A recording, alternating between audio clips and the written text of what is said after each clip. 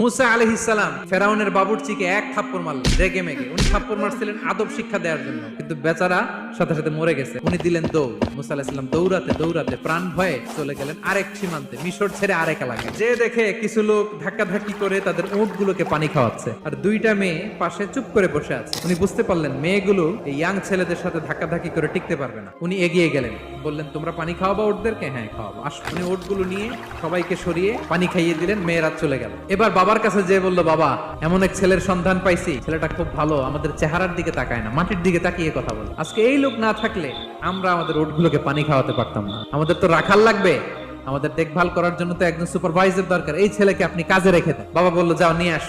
মেয়ে দুজন যে বললো আব্বার কাছে চলেন, আব্বা আপনার কথা বলবে, আপনার সাথে আলাপ করবে। মুসা আলাইহিস সালাম বললেন ঠিক আছে, তোমরা পেছনে পেছনে যাও, আমি তোমাদের আগে আগে যাই। তোমরা আমাকে বলবা যে ডানে না বায়ে না সামনে। মুসা আলাইহিস সালামের নজর যেন তাদের দিকে না পড়ে। মুসা আলাইহিস সালাম বললেন আমি আগে যাই,